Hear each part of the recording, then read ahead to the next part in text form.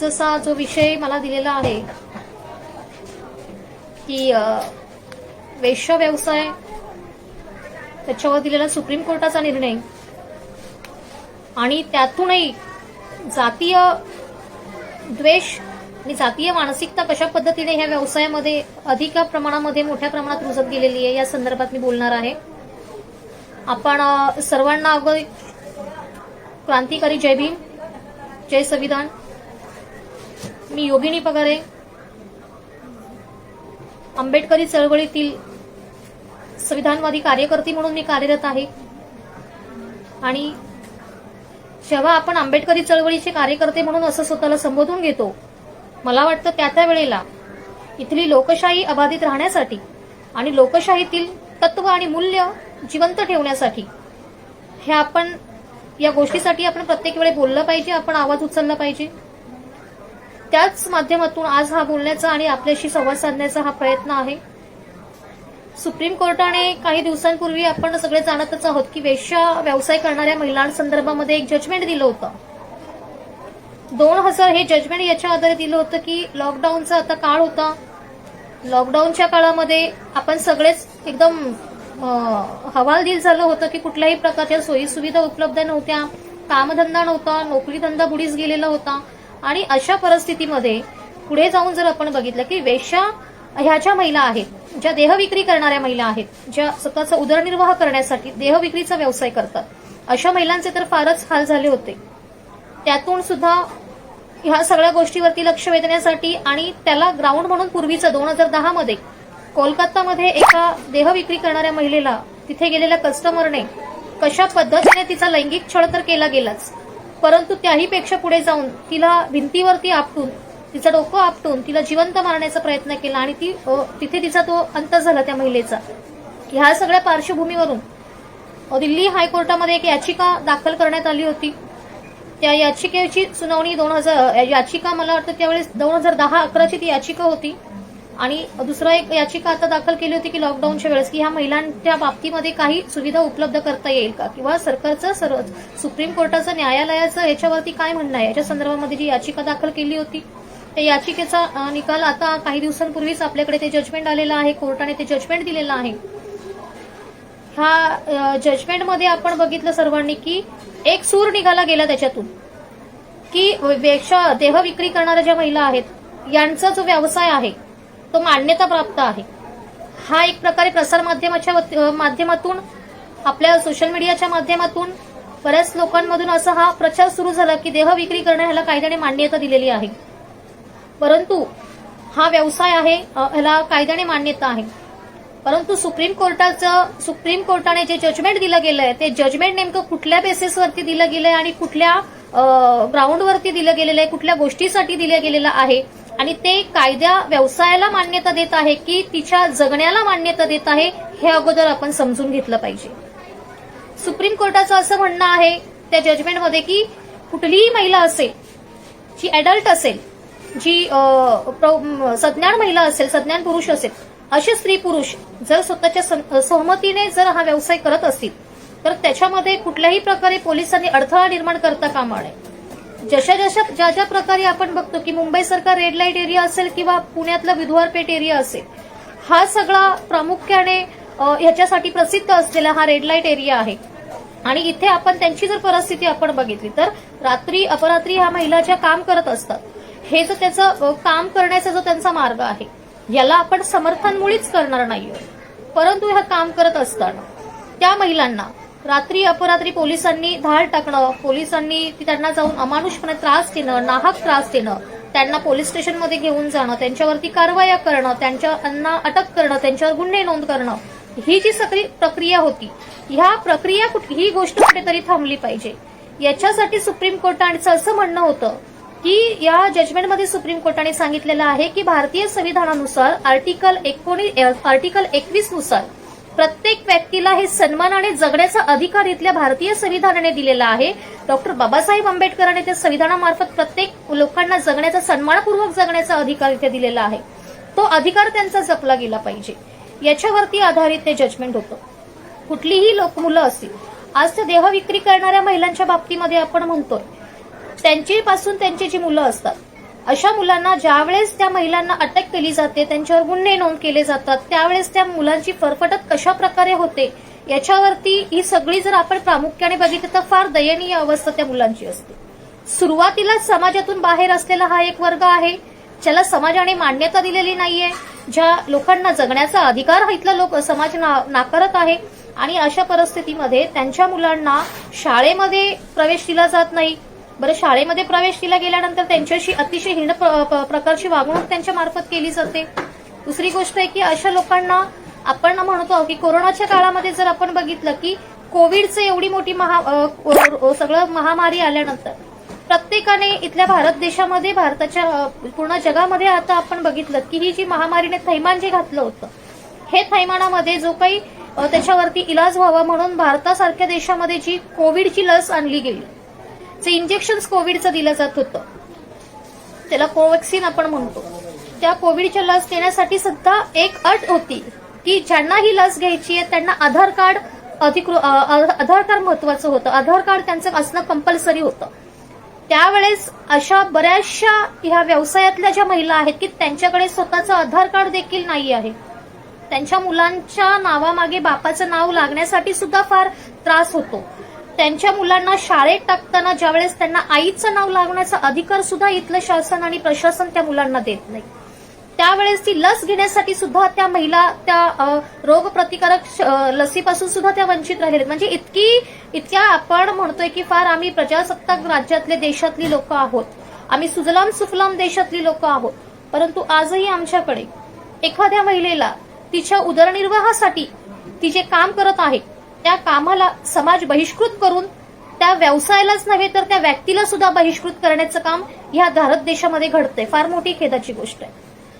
आपण सगळे बघतच आहोत की आज वेश्या समाजामध्ये आपण म्हणतोय की हा सगळा प्रकार थांबला पाहिजे.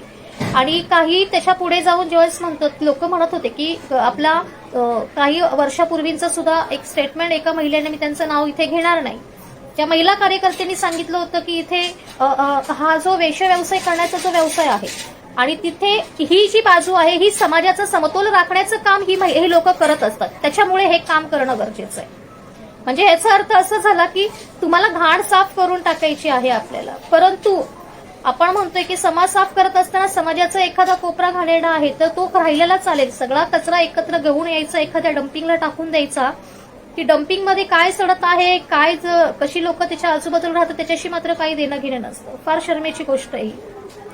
सुप्रीम कोर्टाचा आपण दिलासा देत असताना सुप्रीम कोर्टाने काही 3 ग्राउंड्स दिलेले आहेत. माझ्याकडे इथे जजमेंट आहे सुप्रीम कोर्टाचं, त्याच्यानंतर मग मी तुम्हाला नॅशनल ब्युरो क्राईम्स रिपोर्ट, तुम्हाला एनसीबीआरचा रिपोर्ट तुम्हाला सांगेल, युनोचा रिपोर्ट काय सांगतो, ह्या सगळ्या टेक्निकली गोष्टी सुद्धा आज आपल्याकडे इथे आहे, उपलब्ध आहेत.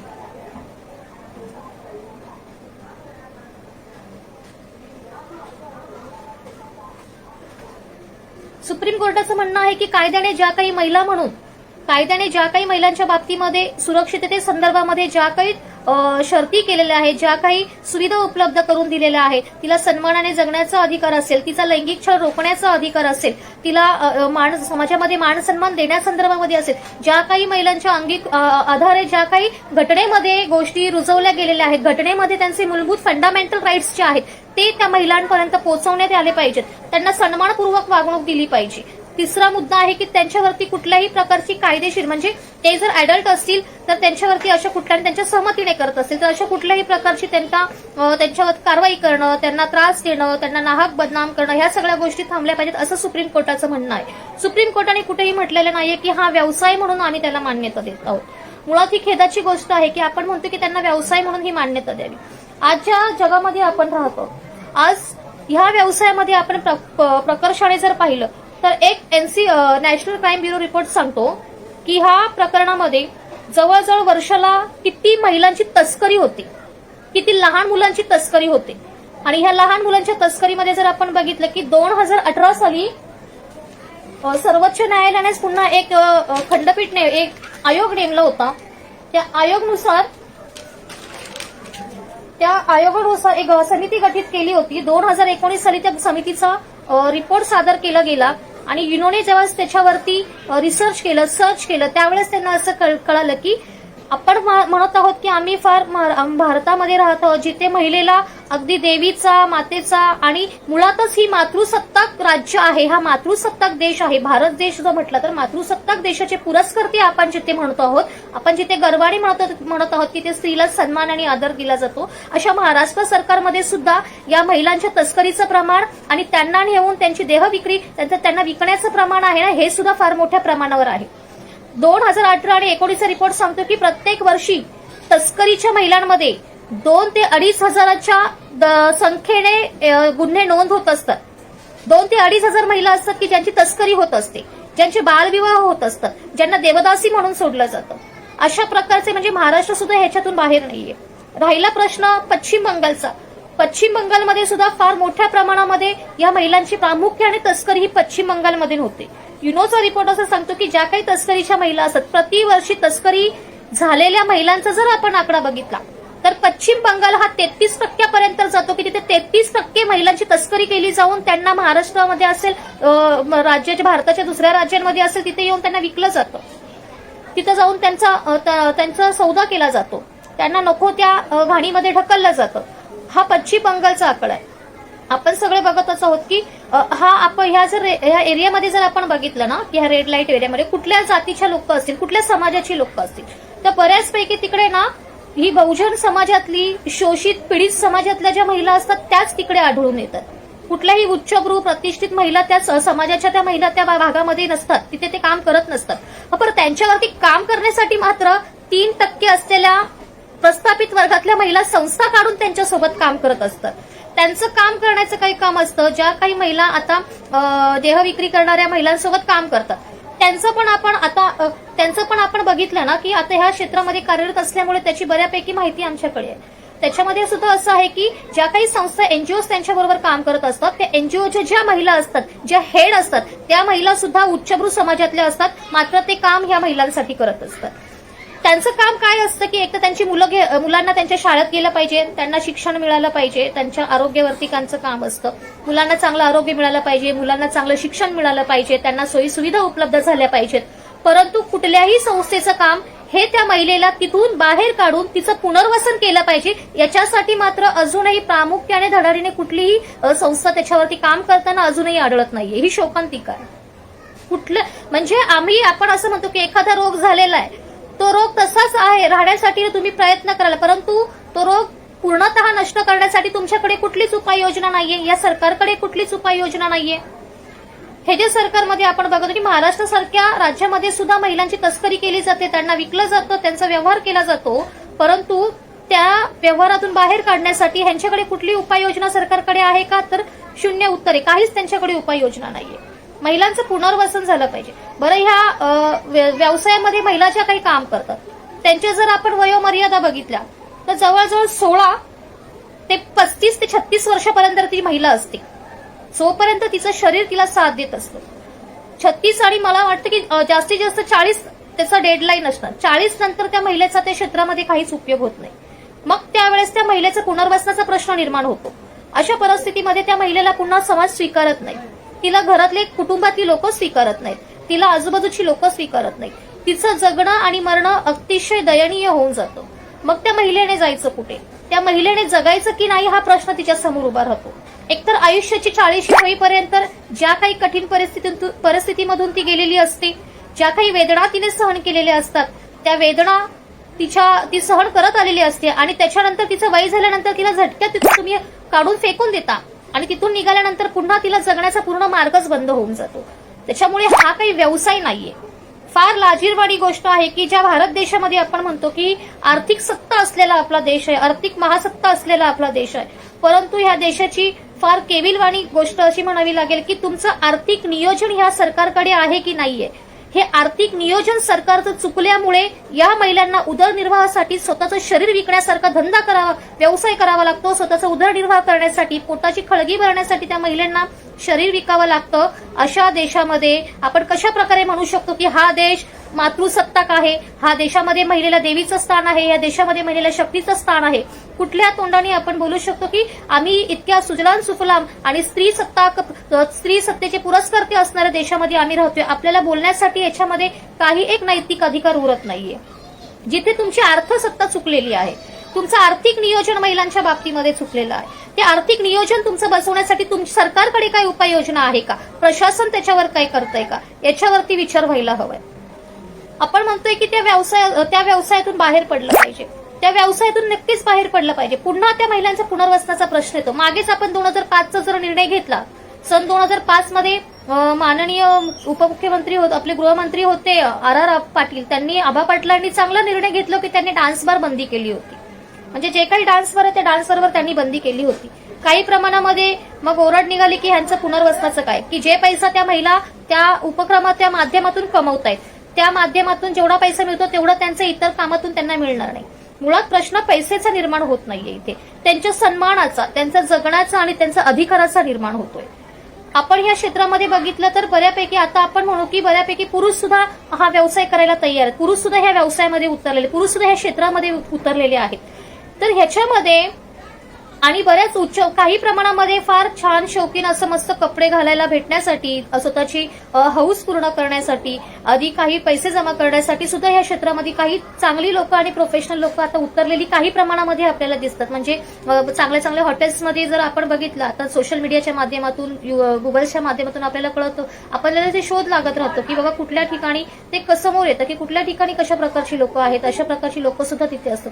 पण मग ही जी लोक आहेत, ही जी पुरुष मंडळी असतात, ह्या ज्या महिला असतात की ज्या अगदी 5 स्टार हॉटेलपासून त्यांना देह विक्रीसाठी ते त्यांचं काम करतात असतं.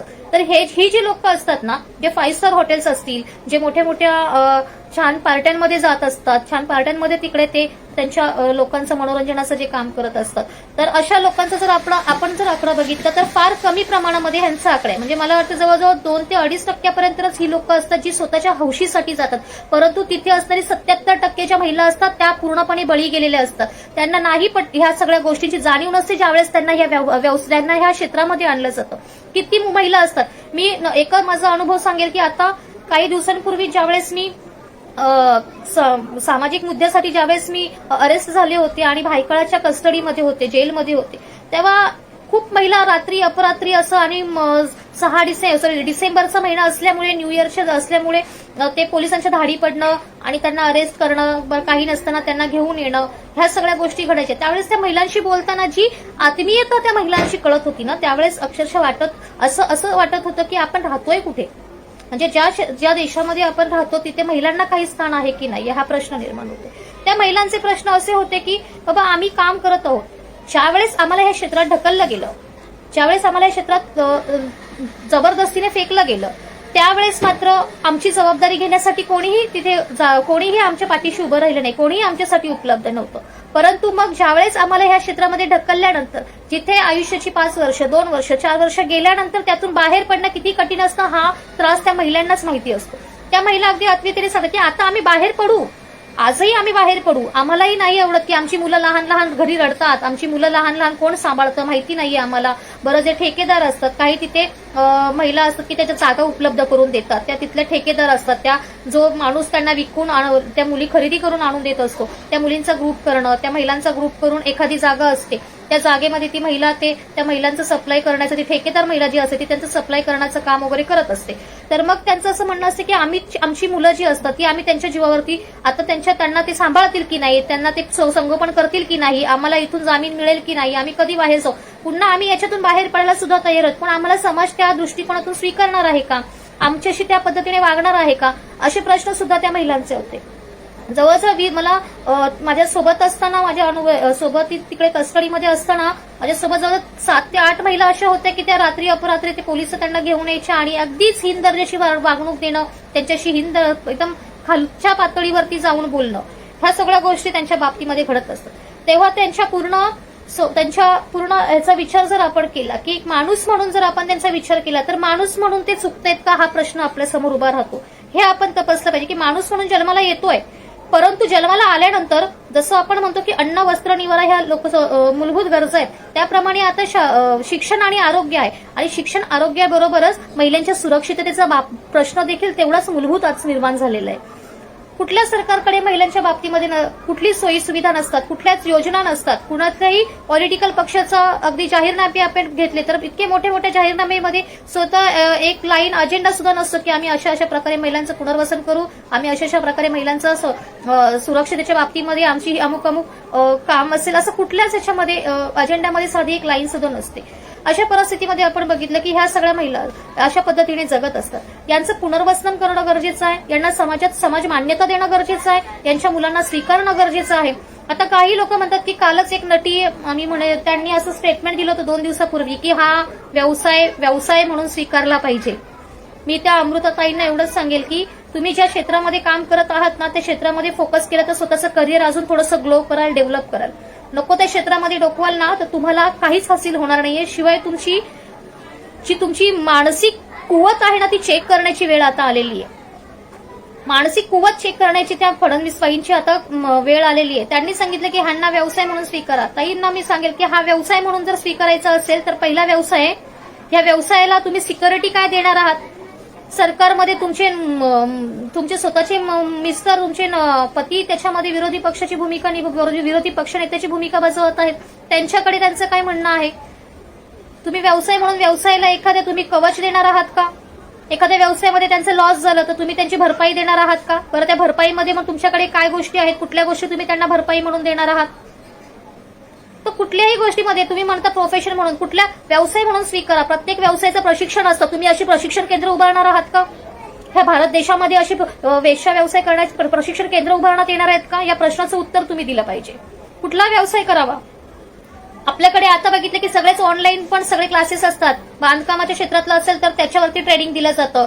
अगदी डॉक्टर इंजिनिअरिंग पण सुरुवातीला प्री एज्युकेशन म्हणून पण त्याच्यावरती आपल्याकडे सगळे क्लासेस म्हणा सगळे उपलब्ध असतात. तर अशा व्यवसायासाठी तुमच्याकडे कुठली उपाययोजना आहे का? तुम्ही ह्याचं काही ट्रेनिंग देणार आहात का? हा प्रश्न असलेला हा प्रश्न आम्ही तुम्हाला इथून करत आहोत की हा व्यवसाय म्हणून स्वीकारण्यासाठी आज बरेच लोक असतात ना ज्यांचं मुलांचं करिअर असतं. प्रत्येकाला आईवडिलांना वाटतं की माझा मुलगा डॉक्टर व्हावा, माझी मुलगी इंजिनियर्स व्हावी, माझी मुलगी वकील व्हावी, माझी मुलगी मोठी प्रोफेसर्स व्हावी. अनेक फॅकल्टीजमध्ये आमच्या मुलांनी नावलौकिक करावं. अनेक क्षेत्रातून मुलं आमची पुढे यावीत. अनेक मुली आता हे आल्या पाहिजेत पुढे. तुमचेच नरेंद्र मोदी सुद्धा सांगतात की सगळं महिलांच्या बाजूने एक तुमचे स्लोगन्स असतात, बेटी बचाव, बेटी बढाव. बेटी वाचवून आणि बेटी वाढून मग काय वेश्या व्यवसाय ढकलणार आहात का? त्यांच्यासाठी व्यवसाय म्हणून हे क्षेत्र तुम्ही तिकडे डिक्लेअर करणार आहात का? ह्या कुठल्याही गोष्टीचा ज्यावेळेस आपण बोलतो तर काहीतरी तारतम्यता बाळगून बोलणं गरजेचं असतं. अशा पद्धतीने बोलणं म्हणजे साधारणतः फक्त स्वतःला कुठेतरी प्रेझेंट करायचंय, स्वतःला कुठेतरी प्रसिद्ध करायचंय म्हणून अशा प्रकारच्या वाक्यांचा उपयोग करणं फार चुकीची गोष्ट आहे. तुम्ही अशा प्रकारे ज्यावेळेस बोलता त्यावेळेस ताई तुम्हाला मी प्रश्न विचार, एक महिला म्हणून मला तुमची संवेदनशीलता मला तुमच्या संदर्भामध्ये आहे. महिला म्हणून अमृता फडणवीसांसंदर्भात मी संवेदनशील आहे. परंतु तुमच्या ज्या क्षेत्रामध्ये जर तुम्ही म्हणताय की हे व्यवसाय म्हणून तुमचं जे स्टेटमेंट आहे त्या क्षेत्रामध्ये तुमच्या समाजातल्या महिला किती आहेत ते आधी तपासून घ्या. त्याच्यामुळे तुमच्या समाजातल्या महिला तिकडे नाही आहेत, परंतु माझ्या आया बहिणी तिकडे, माझ्या बहिणी तिकडे असल्यामुळे आम्हाला जेवढा त्याच्यावरती कळवळा आहे आणि आम्हाला जेवढी आग लागते आतून तेवढी तुम्हाला कदाचित लागणार नाही म्हणून तुम्ही सहज बोलले असाल की तिथे तुम्ही व्यवसाय म्हणून करा. परंतु तुमच्या जर तिकडे आया बहिणी असते तर तुम्हाला कळलं असतं की तिथली परिस्थिती काय आहे, तिथले हाल काय आहेत, त्या महिला काय भोगत आहेत, ह्या सगळ्या गोष्टीची जाणीव तुम्हाला आली असती. परंतु तुम्हाला त्याच्याशी काही देणं घेणं नाहीये कारण तुम्हाला ती झळ लागत नाहीये. त्याच्यामुळे फडणवीसबाईंनी ज्या पद्धतीने असं बोललेलं आहे त्यांच्या निषेधाचा त्यांच्या स्टेटमेंटचा आम्ही इथे धिक्कारच करत आहोत की अशा पद्धतीने कुठल्याच गोष्टीचं विनाकारण ज्यातलं कळत नाही ना त्यातलं बोलू नये माणसाने, ही जी म्हण आहे ती खरंच आहे. अशा पद्धतीने बोलणं फार फडणवीस साहेबांनी सुद्धा मला वाटतं त्यांच्यावरती थोडीशी ट्रीटमेंट करायला हवी आहे. कारण एक राजकीय कार्यनेता म्हणून त्यांच्या बाबतीमध्ये देखील असा थिल्लरपणा केला जातो. मी तर सुरुवातीला मी आजही म्हणते की राजकीय क्षेत्रामध्ये जर आपण बघितलं तर देवेंद्र फडणवीस भले आमच्या विरोधी विचारधारेचे असतील, आहेत, अगदी आमच्या शत्रुत्वाच्या विचाराचे ते आहेत, परंतु एका गोष्टीसाठी मी नेहमी त्यांचं अभिनंदन करत असते आणि त्यांचं कौतुक करत असते की त्यांनी निदान त्यांच्या बायकोला तिच्या मनाने राहण्यासाठी समाजामध्ये निदान तिला ते तिचं व्यक्ती स्वातंत्र्य तरी अबाधित ठेवलेलं आहे. आपण आतापर्यंत बघितले की प्रत्येक राजकारणाच्या बायका असतील, मुख्यमंत्र्यांच्या बायका असतील, अगदी तोंडभर पदर घेणं आणि स्वतःला झाकून घेणं, कधी प्रसारमाध्यमांसमोर येणं नाही, कधी बोलणं नाही, स्वतःचे डिसिजन घेणं नाही, ह्या सगळ्या गोष्टी, हे सगळे बंधनं निदान फडणवीसांनी तरी यांच्यावर घातलेले नाहीयेत. त्याच्यामुळे आम्ही पुन्हा एकदा फडणवीसांचा मी तर आभार व्यक्त करते आणि त्यांचं अभिनंदन करेल की त्यांनी कुठेतरी स्त्री पुरुष समानता आणि स्त्रीचं स्वतःचं स्वातंत्र्य अबाधित राखण्यासाठीची जी धडपड आहे ती त्यांनी स्वतःच्या बायकोपासून केलेली आहे. परंतु त्याचा अशा विचित्र पद्धतीने काहीही, हे त्यांचं स्वातंत्र्य आहे, त्याच्या संदर्भामध्ये माझं म्हणणं नाही, परंतु तुम्ही जर बोलता आहात तर कुठल्या तरी एक तारतम्यता बाळगून बोलणं गरजेचं असतं. ह्या क्षेत्रामध्ये उद्या जर तुमच्या घरी सुद्धा एक मुलगी आहे, उद्या तुम्ही त्यांना सांगणार आहात का की तुला उद्या मोठं बनल्यानंतर वेगळं एक ऑप्शन आलेलं आहे, ह्या व्यवसायाचं, ह्या क्षेत्राचं वेगळं ऑप्शन आहे, ते तू करिअर म्हणून निवडशील का, असा प्रश्न तुम्ही करणार आहात का? असा प्रश्न कुठल्या उच्चभ्रू समाजातल्या महिला करणार आहेत का? हे प्रोफेशन नाहीये, हे प्रोफेशन नाहीये. ही दलिंद्री आमच्या माथी मारलेली आहे. ही म्हणतात ना की जे कपाळकरंटक आपण जसं त्याला म्हणतो ना, ही कपाळकरंटकी ही जातीनिहाय आमच्या पाठीमागे आलेली आहे. आम्ही प्रोफेशन म्हणून आमच्या महिला त्यांना स्वीकारत नाहीत. कोणाला हौस नाहीये. एका वेळेला 4-4, 5-5 पुरुष तिकडे जातात आणि तिची नाहक, तिच्या शरीराची लचके तोडले जातात, तिच्या इब्रतीची उधळण केली जाते. पुन्हा बाहेर आलं की तो तिला पाठीमागे ओळखतही नाही. ज्यावेळेस तुम्ही असं करता ना, तेव्हा थोडंसं तुम्ही विचार करा की त्या महिलांवरती काय, त्या महिलांच्या मनाच्या बाबतीत तुम्ही आपण विचार केला पाहिजे की तिला काय वाटत असेल, नेमकं तिच्या जीवाला काय लागत असेल, तिची मुलं असतात, त्या मुलांच्या संदर्भात काय, त्या मुलांना तुम्ही म्हणता व्यवसाय म्हणून द्या, उद्या तुमच्या मुलांबरोबर ती मुलं शाळेत आलेली चालतील का तुम्हाला? तुम्ही घ्याल का? तुमची मुलं ज्या शाळेमध्ये शिकतायत त्याच शाळेमध्ये त्यांची मुलं शिकली जातील का? त्याच रांगेमध्ये तुम्ही त्यांना बसवाल का? आणि जे म्हणतात की ह्या महिला एका समाजाचा समतोल राखतात आणि तो समतोल सांभाळण्याचं काम त्या महिला करतात, तर ह्या प्रोफेशनमध्ये किंवा हे प्रोफेशन असायला पाहिजे असं म्हणणाऱ्यांना सुद्धा मी प्रश्न करेल की ह्या प्रोफेशनमध्ये तुमच्या घरातल्या मुली तुम्ही ढकलाल का? तुमच्या मुलींना हा करिअर म्हणून तुम्ही ऑप्शन द्याल का? हा स्वतःला असणारा प्रश्न आहे. तुम्ही स्वतः तो प्रश्न विचारला पाहिजे स्वतःला की आपण ह्याच्यामध्ये आपल्या मुली सोडू शकतो का? हे करिअर म्हणून निवडा हे आपण मुलींना सांगू, आपल्या मुलींना सांगतो का? ही अशी दुपटी भूमिका आणि दुतोंडी भूमिका घेणं आता मला वाटतं इथल्या प्रस्थापितांनी, जातीवाद्यांनी, राज्यकर्त्यांनी बंद केलं पाहिजे. ज्या काही महिला जातात, बलात्काराचे प्रकार होतात ताई, बलात्काराच्या प्रकरणामध्ये तुम्ही बघितले ना की काही प्रमाणामध्ये असतात. तुम्ही म्हणता की तुमच्या विचारधारेची लोक हेही म्हणतात की कपड्यावरून बलात्कार होतात, परंतु इथली व्यवस्था आणि हे देशामध्ये अशी परिस्थिती आहे ना की 7 वर्षाच्या मुलीवरती सुद्धा मंदिरामध्ये बलात्कार होतो. फार निर्लज्ज आणि फार शर्मेची गोष्ट आहे ही की अशा प्रकारच्या देशामध्ये सुद्धा आम्ही आहोत आणि आजही आमची 33% वर्षाला आमची तस्करी केली जाते. तस्करी करणं हा काही निर्जीव वस्तूंचा माल नाही ना, जिथे जागत्या माणसांची आणि ज्या स्त्रीची तुम्ही तिला देवीचा दर्जा देता, 9 दिवस तिला पुजता, वेगवेगळ्या अंगाने तिच्याकडे बघता, वेगवेगळ्या रूप तिला देता, वेगवेगळी नावं तिला देता, तिच्या नावाने जागर करता आणि अशा स्त्रीची ज्यावेळेस तुम्ही तस्करी करता त्यावेळेस आपण काय करत आहोत आणि कुठे राहत आहोत हा प्रश्न निर्माण होतोय. हा युनोचा रिपोर्ट सांगतो की 33% वर्षाला 33%ची तस्करी होते महिलांची. ह्या महिला कुठून आणल्या जातात? पश्चिम बंगालमधून आणल्या जातात, कोलकातामधून महिला आणल्या जातात, त्यांना विकलं जातं. विकण्याची किंमत त्यांची फक्त सुरुवातीला 10 ते 15 हजार असते. या 10 ते 15 हजारामध्ये त्या महिला विकल्या जातात. त्याच्यानंतर जो व्यक्ती त्या महिलांना विकतो ना, तो व्यक्ती तिच्या महिन्याचं त्याचं कमिशन्स असतं त्या महिलेमागे.